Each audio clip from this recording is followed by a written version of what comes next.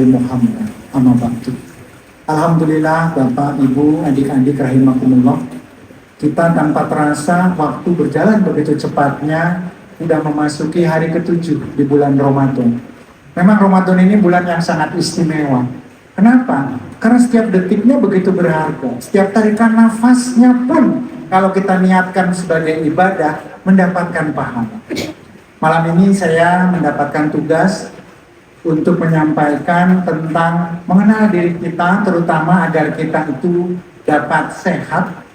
Tapi sehatnya nggak cuma sekedar fisik, karena fisik yang kuat, fisik yang sehat, yang kemudian mampu melakukan hal-hal yang kemudian diukur dengan prestasi seperti cepat larinya, kuat ngangkat bebannya, menjadi tidak berarti apabila kita tidak memiliki kesehatan di dua dimensi yang lainnya. Apa itu? Fisik itu insya Allah dimensi jasadiah. Kita dilengkapi oleh Allah Subhanahu wa Ta'ala dengan terstruktur, sistematis dan proporsional dimensi yang bernama dimensi akliyah. Bagaimana kemampuan kita menalar, bagaimana kita mengolah yang namanya data yang diterima oleh indera. Alhamdulillah Pak, Allah menciptakan manusia sedemikian sempurna sehingga mampu mengelola apa yang menjadi bagian dari kehidupannya, baik yang datang dari luar ataupun yang datang dari dalam. Laqad khalaqnal insana fi ahsani taqwim. Mari kita mulai perjalanan malam ini dan juga mungkin insya Allah kalau kita diberi kesempatan waktu dan usia besok malam dan seterusnya, dari perjalanan mengenal diri kita. Wa fi anfusikum afala tubsirun. Siapa sesungguhnya manusia ini? Walaqad khalaqnal insana min sulalatin min tin tsumma ja'alnahu nutfatan fi qararin makin. Bayangkan Pak, dari saripati tanah yang dalam bahasa kimianya adalah CHONPK, karbon, hidrogen, oksigen, nitrogen, fosfat, kalium. Geningan upami tinamina jika anu aya di pupuk di tetangkawan kan NPK subuhun. Karena itu juga dari saripati tanah. Nitrogen bahkan terdapat di udara, jumlahnya dari yang kita hirup mencapai 78%. Oksigennya 21%. 1% lagi terdiri dari zat mulia ataupun halogen dan zat-zat kecil lainnya. Pak, mengapa Allah memberikan udara yang proporsinya seperti itu? 78% nitrogen digunakan sebagai buffer atau penyangga supaya zat-zat lain bisa diserap tubuh manusia dengan sempurna. 21% oksigen itu bukan kerja yang mudah untuk bisa dihadirkan di sekitar kita, terutama di lingkungan Baitul Mukmin di Antapani. Perjalanan yang panjang ini akan membawa ketauhidan apabila kita syukuri, resapi, dan kemudian beribrah di dalamnya, melihat sebuah fenomena sebagai tanda cinta Allah agar kita cerna sebagai sebuah makna dan pada akhirnya membuat kita menjadi insan yang takwa. Inna akramakum indallahi atqakum. Sesederhana itu Pak, kita itu menghirup dari udara di Antapani. Kalau kita mempelajarinya berai air mata Pak. Betapa Allah sedemikian mencintai hambanya sehingga dibuatkan sebuah sistem yang saling terintegrasi, saling melengkapi tanpa kita pernah mensyukuri. Itu Pak persoalannya. Nikmat Allah mana lagi yang hendak kita ingkari atau dustakan? Fabi ayyi ala'i rabbikum tukadziban. Kita setiap tarik nafas saja, barangkali 1 menit ada yang 23 kali, nggak pernah berpikir bahwa sesungguhnya ini persoalan tanda-tanda cinta Allah yang mewujud dalam berbagai bentuk nikmat yang kita lakukan dan kita rasakan setiap hari, tapi kita tidak pernah menyadari. Pak, pembuluh darah di tubuh kita ini tadi wafi anfusikum afala tubsirun, kita menjadi pribadi yang lebih mulia karena apa? Mengenal ciptaan Allah yang melekat pada diri kita. Pembuluh darah kalau dijembreng Pak, mulai dari yang gede namanya aorta sampai yang paling kecil namanya kapiler, pembuluh darah balik yang namanya vena cava, kemudian kecilnya lagi namanya venule, sambung menyambung di dalam tubuh. Saya tingginya 180, kalau pembuluh darah itu seperti benang disambung-sambung 96.000 km Pak. 96.500 km alias 2,5 kali keliling bumi dari satu makhluk yang namanya manusia. Nah, apakah itu bisa tercipta begitu saja? Yang mikir atunya. DNA kita yang membawa 30.000 sifat itu bisa masuk ke dalam sel yang ukurannya 30 mikron. 30 mikron teh sabaraha patoid 1 cm masih dibagi lagi 10.000. Kecil sekali Pak, panjang DNA kalau diurai sabaraha meter bisa mencapai 1 sampai 3 meter. Kenapa bisa masuk di setiap sel? Pak, sel kita gede murahnya Pak. Pak Bu, sel kita saking kecilnya bahkan tidak bisa dilihat dengan mata. Allah memberikan yang namanya keteraturan sebagai bagian dari sunatullah. Sel kita itu punya kemampuan otonomi untuk menggerakkan fungsi-fungsinya sesuai dengan apa yang telah ditetapkan Allah. Pak, kami urang teh sel urang teh sabaraha jumlahnya? Alhamdulillah Pak, penduduk Indonesia 282 juta mah tidak ada apa-apanya. Per kilogram berat badan kita terdiri dari 1 triliun sel. Jadi seandainya berat badan kita 50 kilo, ada sekurangnya 50 triliun unit otonom yang senantiasa bertasbih dengan bahasa tanpa kata tetapi mencerminkan cinta. Kenapa? Karena kafah Pak menjalankan apa yang telah ditugaskan. Pak, tadi lihat ada sel yang ketika dalam perjalanannya ketika dari mutigo kemudian menjadi yang namanya janin yang sempurna, dilengkapi mata, dilengkapi hidung, tidak sesederhana itu Pak. Sel nutfah dari ayah bertemu dengan ibu, saling berbagi genetika. Apakah seimbang antara ayah dan ibu? Sahamnya 50%, 50%. Ada yang tidak disumbang dari ayah, tetapi hak prerogatifnya diturunkan dari seorang ibu. Namanya DNA mitokondria. Jadi kalau dilihat sebetulnya sifat pada seorang anak itu 75% warisan ibu dan 25% ayah. Ketika Rasul ditanya, siapa orang yang harus dimuliakan Allah di dalam kehidupan kita? Jawabannya umuka, ibumu. Ditanya lagi karena sahabat ini seorang pria, barangkali bapak nomor 2 lah, gitu kan kira-kira. Pak runner up lah tenang. Berikutnya siapa Rasul? Umuka, ibumu. Ditanya lagi sampai ketiga kali, tetap ibu jawabannya. Baru yang keempat Bapak, ini kalau olimpiade, kejuaraan olahraga, ibu mensapu bersih medali, emas, perak, dan perunggu. Bapak dapat apa? Sertifikat partisipasi. Tapi dalam konteks tarbiyah, dalam proses pengasuhan dan pendidikan, saling mensubstitusi. Memang kalau DNA yang ada di sel somatik, sel yang kemudian membelah jadi tangan, membelah jadi mata dan seterusnya, ada saham yang sama. Tetapi dalam soal menghasilkan energi, kedekatan secara psikis yang diwakili oleh DNA mitokondria, itu seorang ibu punya prerogatif berbeda. Maka ketika kita berbicara fisika kuantum, ada keterkaitan yang namanya partikel subatomik yang disebut zaro kan? Paman Yamal Miskola Zarotin Hoyroyaro. Itu seorang anak yang mengalami musibah di kota Bandung, ibunya barangkali ada di Surabaya. Belum ada yang WA, belum ada yang telepon, si ibu udah ngerasa pasti ada sesuatu, kok perasaanku tidak enak. WA masuk Bu, putranya ada di UGD. Kenapa? Oh tidak apa-apa Bu, dalam bahasa Spanyolnya mati soledad. Gitu. Terpleset, kakinya terkilir, tapi perlu dirawat sebentar karena memang bengkak dan sulit berjalan. Ya Allah, berarti betul perasaan seorang ibu yang sudah resah, begitu ya Pak?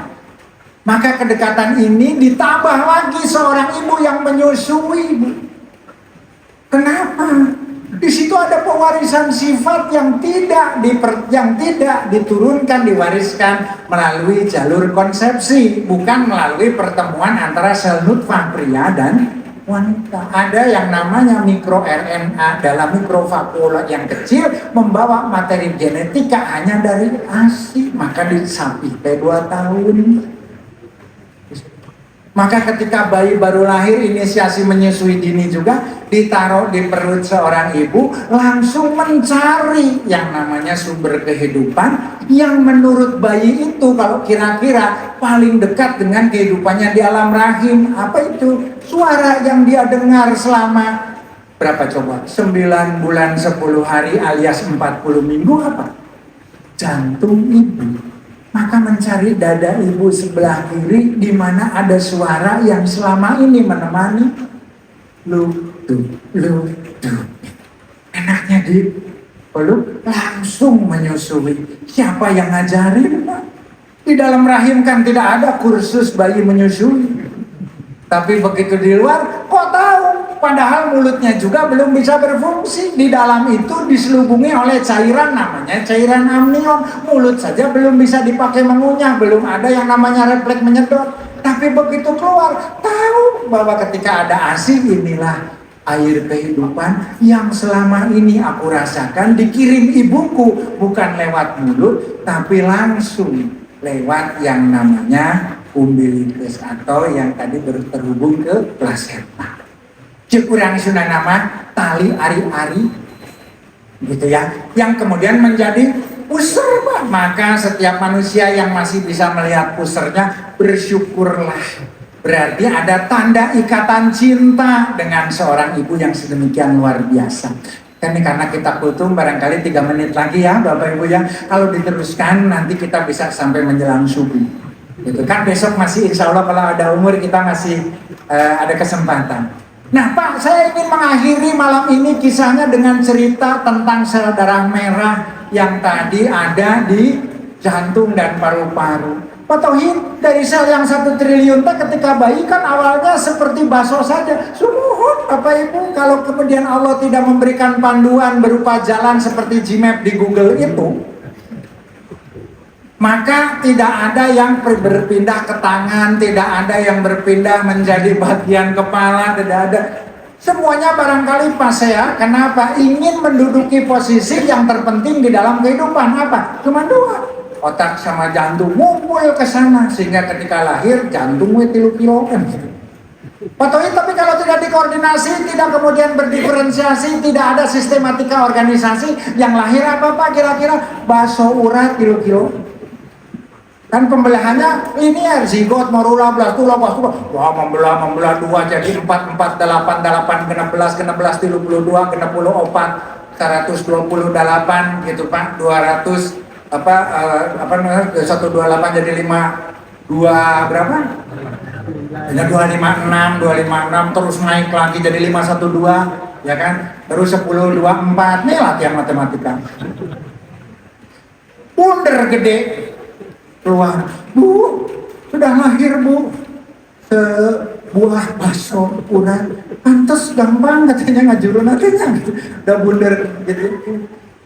Tidak, mereka berdiferensiasi seperti dibimbing dan tahu bahwa oh ya kami berkelompok di sisi jantung, di sisi dada sebelah kiri ototnya lurik, maka malam ini saya pakai lurik. Lurik ini tandanya otot rangka, tetapi yang kemudian tidak dikontrol oleh otak. Lurik tapi tidak dikontrol langsung oleh otak, tidak bisa disuruh berhenti atau maju, itu otot jantung. Kenapa otot jantung tidak dikontrol otak Pak? Bayangin Pak, kalau orangnya tidur terus dia berhenti bekerja. Makanya kita tidur dia terus Pak, 60 kali per menit. Nah dia adalah otot lurik. Besok saya barangkali akan cerita otot bawang, jadi bajunya pada bau bawang. Otot lurik Pak, seperti baju saya ini. Bekerja 60 kali dengan yang namanya listrik dari gardu, disebutnya nodus sinoatrial dan atrioventrikular. Makanya kalau diperiksa di varios di dokter, diberi elektroda, dilihat kemudian pola, oh Bapak ada sumbatan di mana cenah si dokter teh bisa memberikan mendapat pantauan itu dari listrik. Nah Pak, di sini keajaiban Allah yang sangat luar biasa. Jantung itu tugasnya memompa darah, di dalam darah itu ada sel darah merah di dalamnya ada hemoglobin alias Hb. Heme itu besi, berarti dari unsur mineral yang ada di tanah yang masuk ke tubuh lewat makanan. Dari mana Pak? Paling banyak makan kangkung Pak.